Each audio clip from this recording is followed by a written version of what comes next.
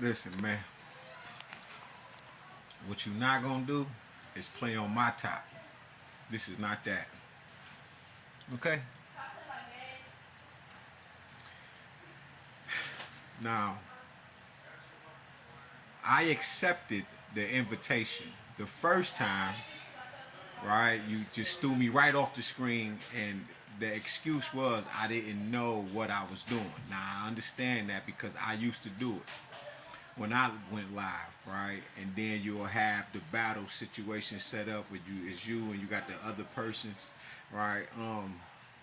My problem with what I was doing was I had the invite open because I was new to TikTok at the time. I didn't know what I was doing. I still don't know what the fuck I be doing on certain shit. Okay?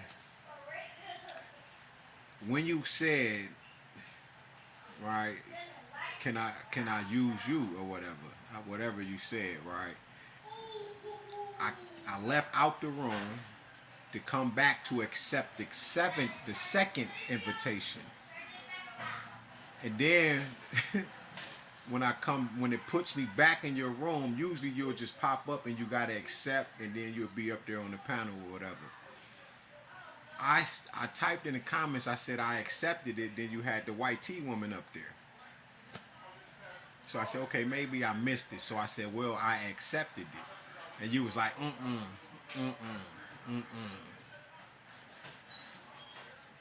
listen,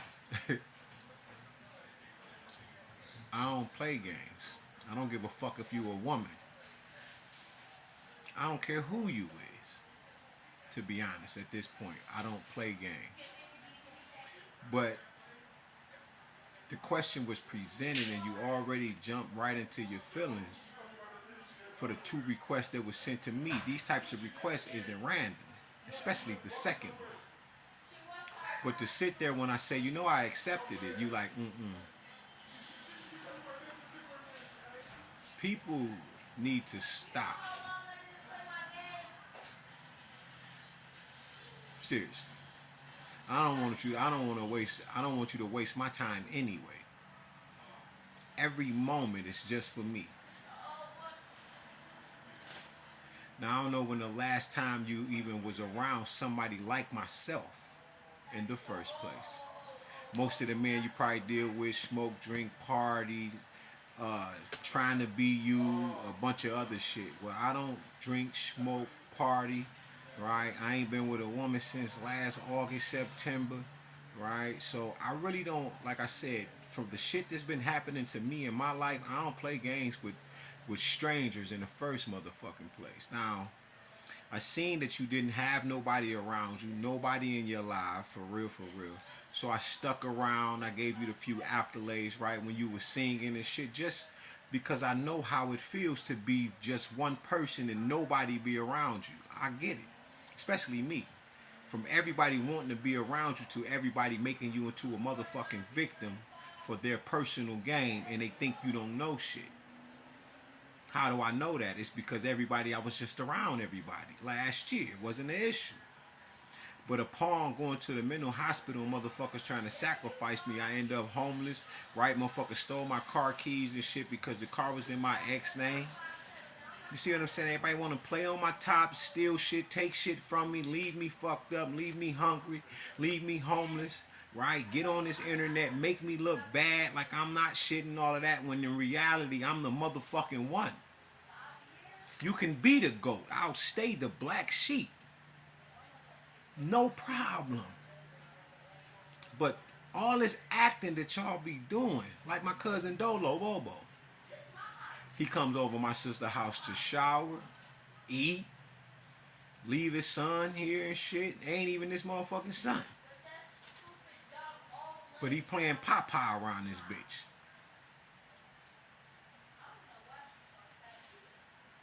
My sister walk in and say, "Did he leave you that money for me to leave his son here?"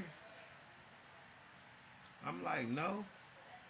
She texts him and shit, yo, call him and everything, and y'all just a bunch of ungrateful ass people. You are ungrateful. Greatness can be in your motherfucking presence, and you'll treat that shit like it's trash with an ego. full of religious pride. Not the actual pride, but religious pride, the one that precedes the fall. But do you know this nigga text my sister and shit? You cooked. Basically like you done. Nigga, she been watching your child. You've been washing your ass in her home. When you ask. You've been sleeping down there on her couch. And you got the nerve to text her and say she's cooked? And you tried to kill and unalive her brother? Me? I'm on the phone talking to you, Dolo.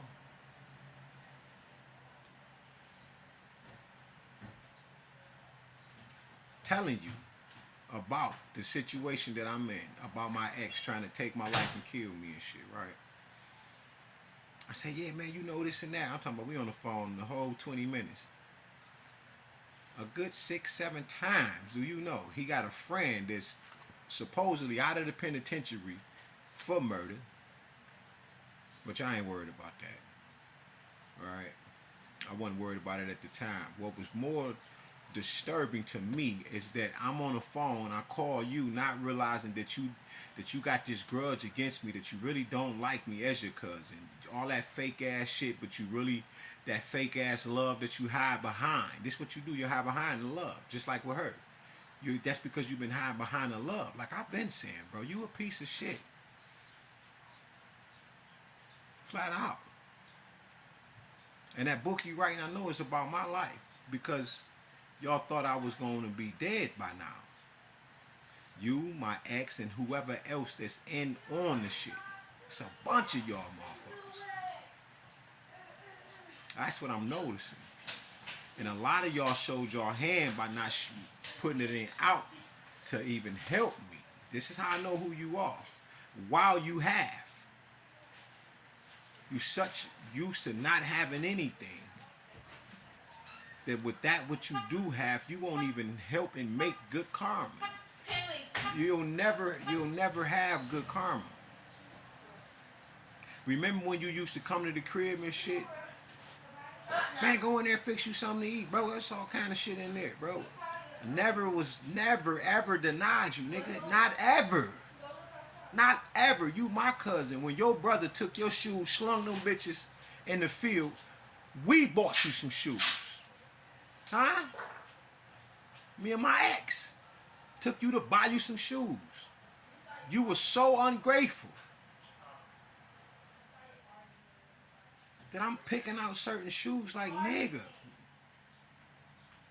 you know you can get these right here. And they gonna last. They worth it. And they fresh as hell. You so worried about what you gonna look like. This ain't Foot Locker and shit. I'm like, damn, nigga, if you gonna buy the Chucks, nigga, get the ones with the thick sole on them. You wanted to buy some all white Chucks that make no motherfucking sense. When you ain't got no motherfucking shoes, you want to keep up with the Joneses and do all of this whole shit. I'm telling you, bro, your karma, it starts immediately, bro. You've been suffering karma to the point where it looks like you just been going through this shit. Like it's just some more bad shit happening. In reality, it's karma. But this is when God steps in and that karma is intensified because you are wrong. You come over this bitch, you eating the food that I eat. That sandwich I just seen you eating, to you it's just a sandwich, but to me, nigga, you just took two slices out of my mouth. Because I don't eat what y'all eat. I just don't. I eat fruit, peanut butter and jelly sandwiches, and kale and spinach and shit like that, and fish and brown rice, bro. I don't eat nothing else, man. I don't eat your meats and shit, none of that shit no more. So you just took that shit out of my mouth. But the whole time I'm on a conversation with you, bro. For the whole 20-30 minutes, nigga, the only thing you wanted to know was where are you exactly? I'm like, nigga, is you listening to anything I'm asking you? Not asking, but I'm telling you and telling you about. And the only thing you wanted to know is what was my location exactly? Because you are in on it too. You was trying to unalive me, nigga.